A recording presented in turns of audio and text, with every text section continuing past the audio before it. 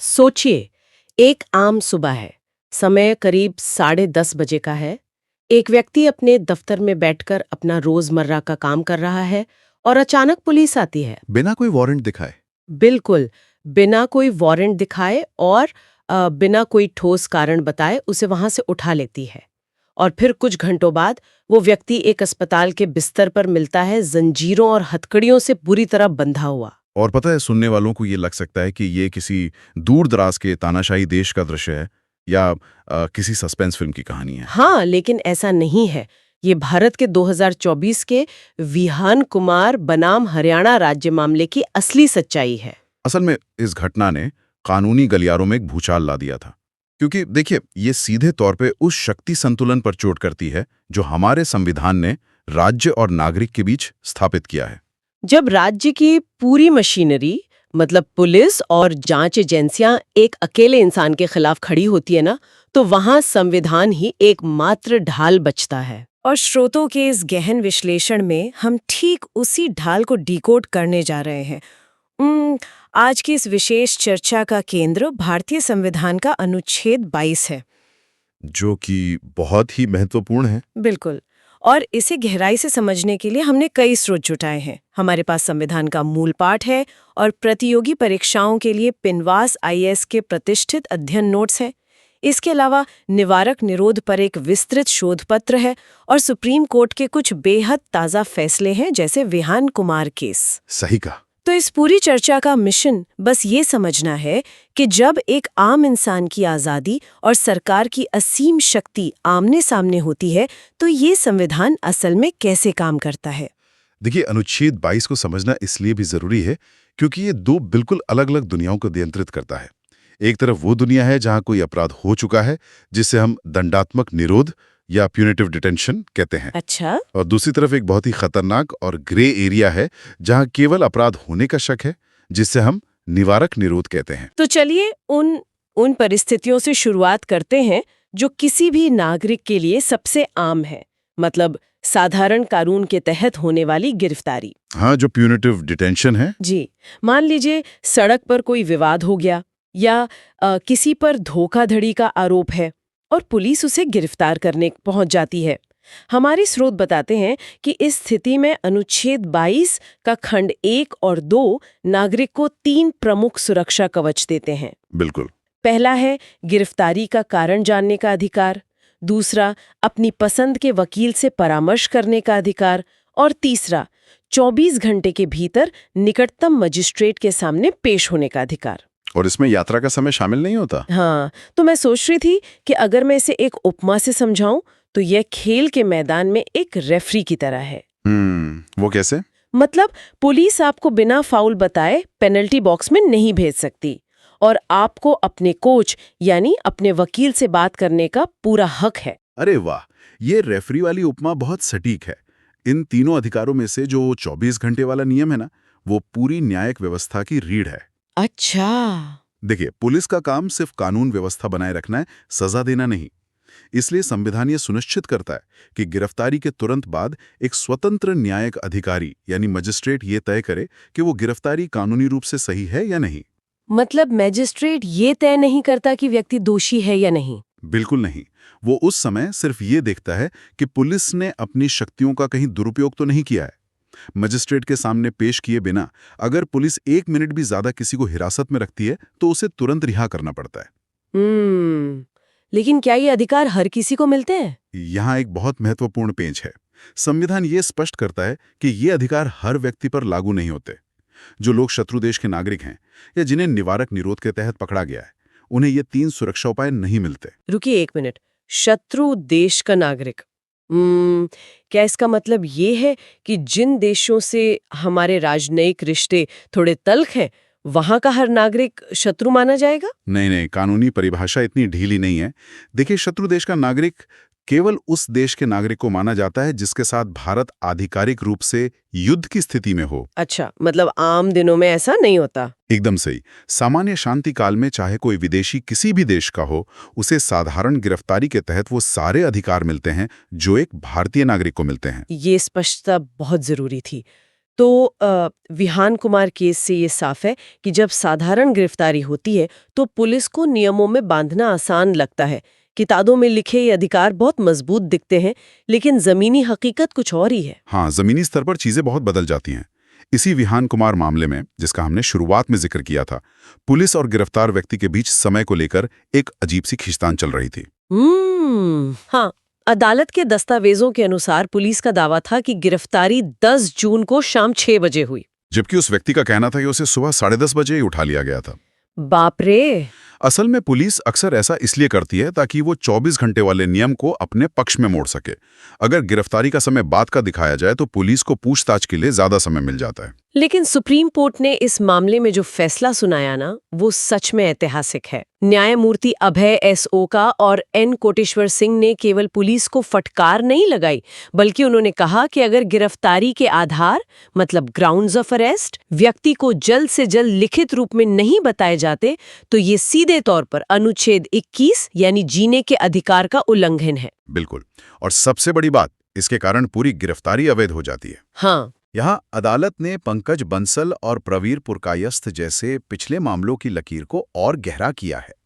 Supreme court ने कड़ा संदेश दिया है कि कारण बताना कोई छोटी-मोटी कागजी औपचारिकता नहीं है, ये एक पवित्र नियम है। पर यहाँ मेरे मन में ना एक तीखा सवाल है। हाँ, पूछिए।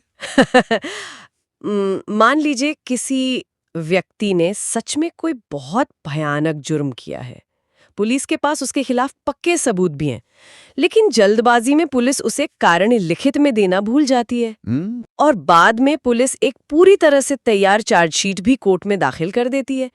तो क्या महज एक कागजी गलती के आधार पर एक अपराधी की गिरफ्तारी को अवैध मानकर उसे छोड़ देना सही है? देखिए, ये सवाल किसी के भी मन में आ सकता है, लेकिन सुप्रीम कोर्ट का तर्क इसके बिल्कुल विपरीत है। कोर्ट ने साफ कहा है कि आरोप पत्र दाखिल करना किसी अवैध गिरफ्तारी को वैध नहीं बना सकता। ऐसा क्यों? क्योंकि अगर अदालतें पुलिस की ऐसी कागजी गलतियों को माफ करने लगेंगी तो पुलिस इसका एक हथियार की तरह इस्तेमाल करेगी।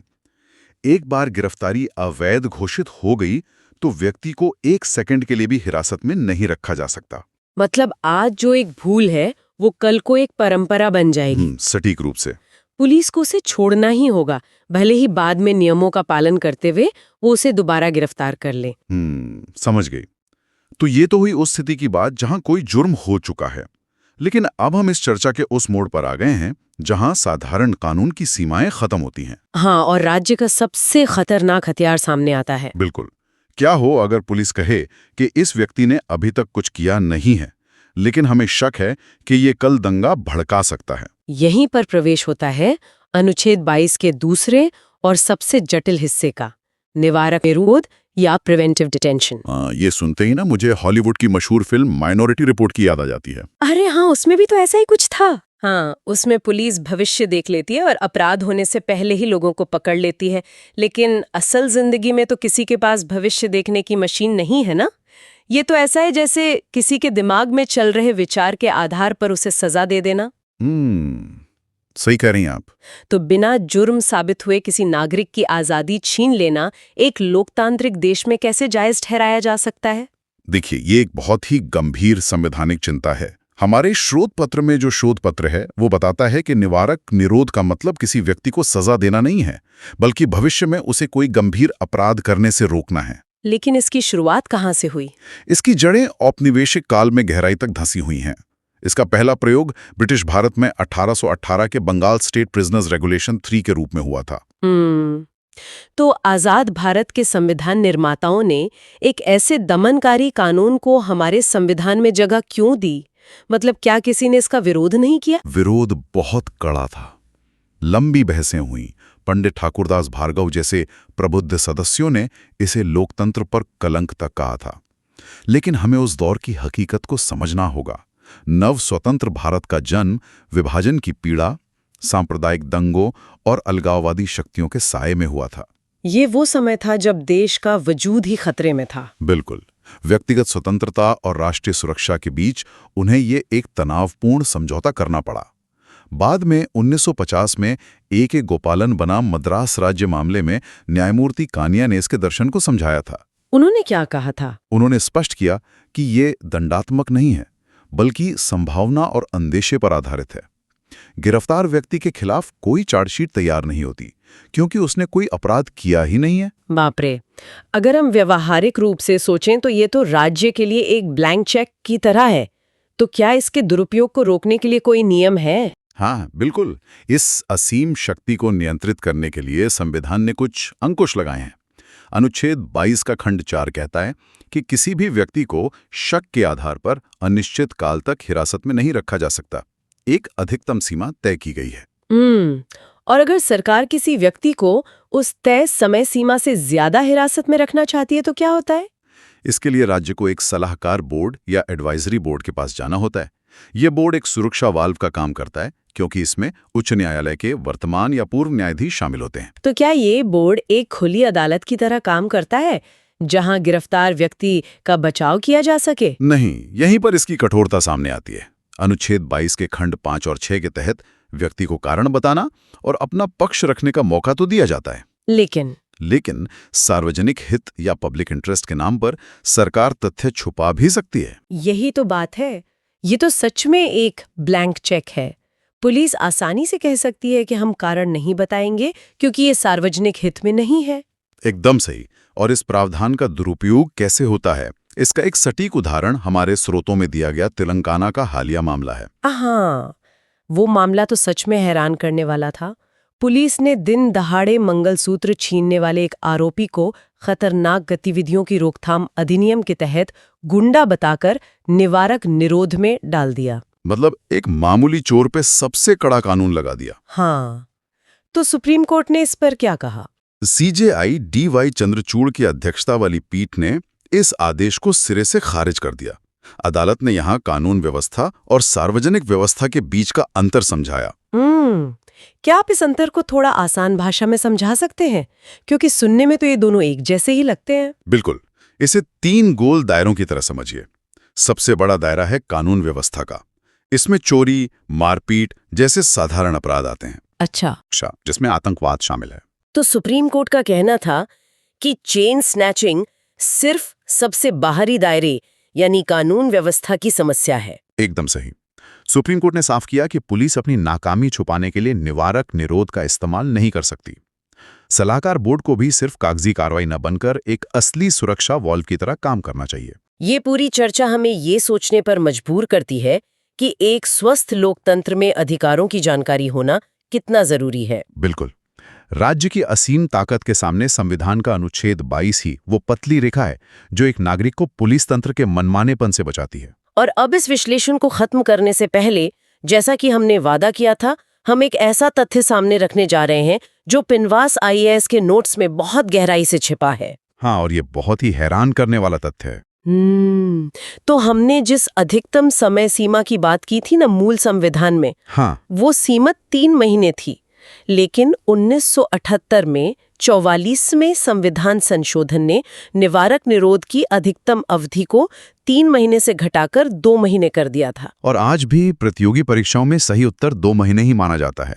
लेकिन इसमें एक बहुत बड़ा पेच है। वो पेच क्या है? जब हम संविधान के मूल पाठ के नोट्स पढ़ते हैं तो पता चलता है कि इस संशोधन के प्रवर्तन की तिथि यानी एनफोर्समेंट डेट को सरकार द्वारा कभी आधिकारिक रूप से नोटिफाई ही नहीं किया गया। मतलब संसद ने कानून पास कर दिया जो नागरिकों की आजादी बढ़ाता है, लेकिन दशकों बीत जाने के बाद भी उसे जमीनी स्तर पर लागू ही नहीं किया गया। बिल्कुल। कोई भी सरकार इतनी आसानी से अपनी ताकत कम नहीं करना चाहती।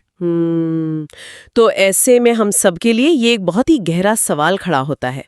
सोचिए, जो अधिकार कागजों पर हमें मिल चुके हैं, क्या वे असल में हमारे पास है या वे किसी सरकारी फाइल में अपनी मंजूरी का इंतजार कर रहे हैं? ये सच में एक सोचने वाली बात है। बिल्कुल। इसी सवाल के साथ हम आज की इस विशेष चर्चा को यहीं विराम देते हैं। सोचने और सवाल करने के लिए बहुत कुछ है। स्रोतों के इस गहन विश्लेषण में हमारे साथ जुड़ने के लिए धन्यवाद।